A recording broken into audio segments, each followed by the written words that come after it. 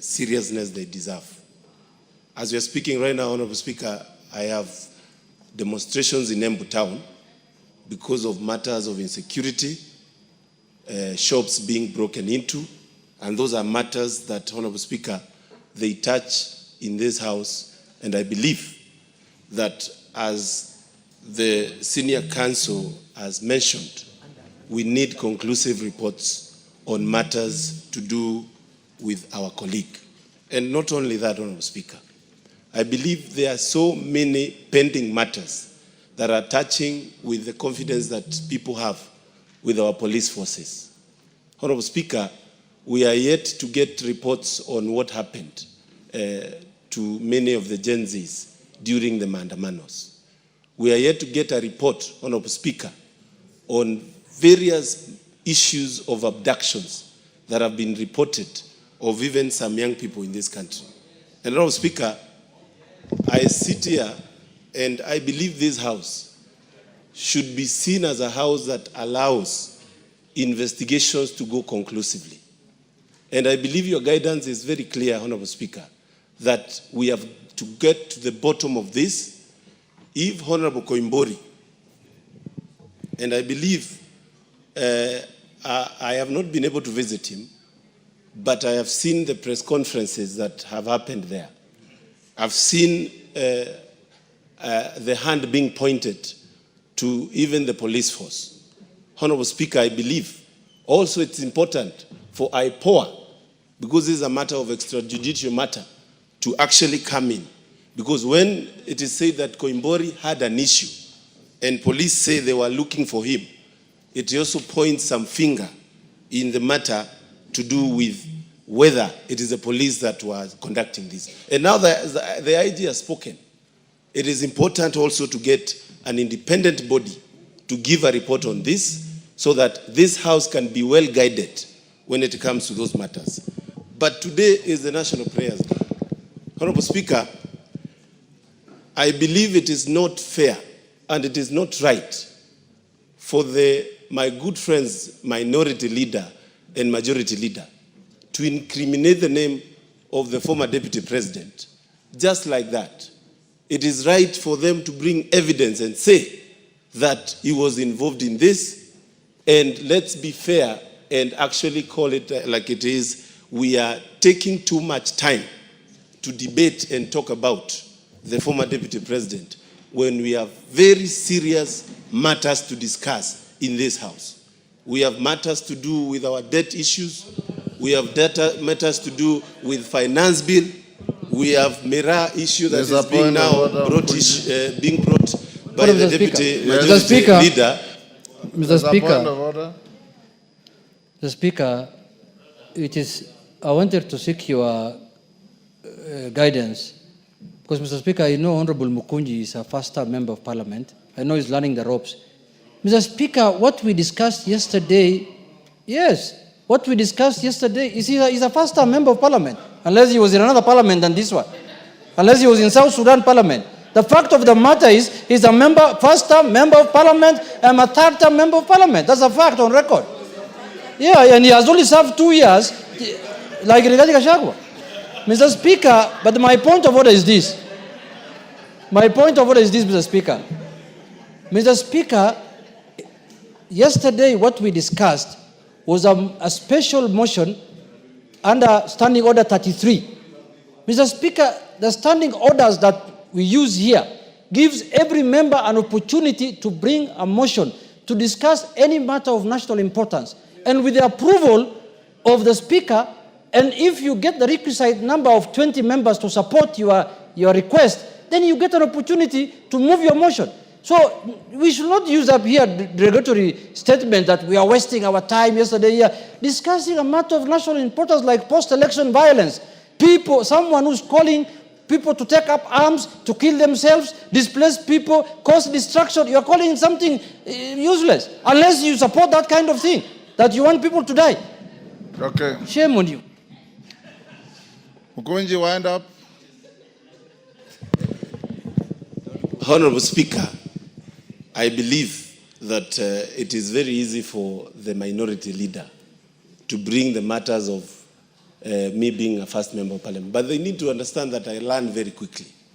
And in my 2 years, I've studied this house, I know how it works, and I believe I represent the people of Manyata and Embu the best way I can. Honorable Speaker, as I conclude, yes, I want to say that your guidance on the investigation of this matter touches on all our security. We have had complaints from various members on how their security is being handled. Honorable Speaker, we have lost a member of parliament. We know how and what it takes, how costly it is, Honorable Speaker, to even go back to a by-election. Let us all be very keen on our security. And Honorable Speaker, I seek your guidance to ensure IPOA also gives a report on this matter. Merely thank you. The last one.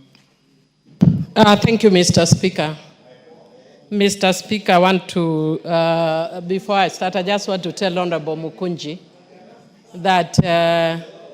Order, Mukunji, you finished your contribution. Listen yes, to others. and you need to listen because I'm actually, before I say man, I just wanted to tell him that even though he's saying he's learned, one of the things that he has not yet learned effectively is how to be in opposition. When I have given my contribution, see me on the side. You are doing very poorly in that regard, and I'm very willing to give you free tutorials or being in the opposition. Mr. Speaker, as a human rights defender, I have been against the issue of abductions, and I've raised it before the floor of this House and elsewhere. And I'm very happy that I have seen actually almost disappearance of the issue of human abduction. Mr. Speaker, whether I'm in government or outside, broad-based, non-broad-based, human rights remain human rights. And I have raised it consistently. And Mr. Speaker, when our colleague was allegedly abducted, I condemned his abduction. Mr. Speaker, this comes shortly after our colleague was actually murdered. Just the day we were going on recess, our colleague was here. I turned my back, he was here. And then minutes later, I'm seeing a notice he's dead, gunned down. So the issue of security of members of parliament is a very serious issue. Mr. Speaker, I have myself been a victim of attack. I was attacked in my first time by men wielding guns, 7 men. And when I raised the issue, the Inspector General of the police then said that I concocted the story. But at that time, no investigation was done. The difference is this time, investigations have been done. I would be the last person to actually politicize about attack because I've been a direct victim. But Mr. Speaker, it is on that note that it would be very, very unfortunate that an honorable member would make me waste time sympathizing and standing with him if at all he has actually faked his own abduction. It would be very unfortunate after our own member of parliament has been shot dead that you bring theatrics that touch on our security. Today it may be drama, tomorrow it may be a reality. When you cry wolf, one day it will be a reality and there will be nobody to deal with you. So Mr. Speaker, me what I would want to say, so that members are more secure. The police have given us preliminary report. Can the police conclude? And should it be found that this is actually false allegations, Mr. Speaker, he should be prosecuted as an example to others. This is not a joke. And not only that, Mr. Speaker, the issue of abduction has been a very serious issue in this country. And it is one of the reasons that we find our young people very annoyed because they keep saying we are being abducted.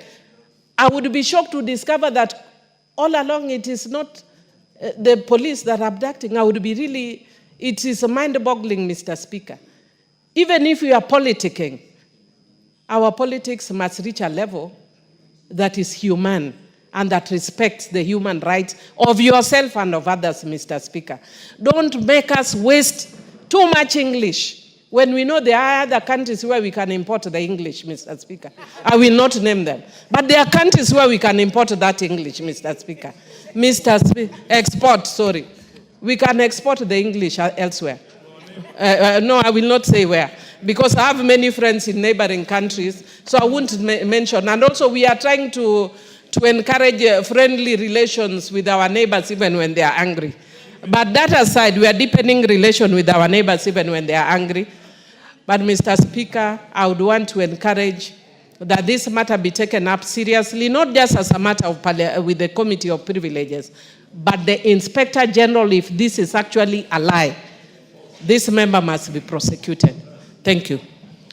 Thank you, Honorable Tongoyo. When do you bring the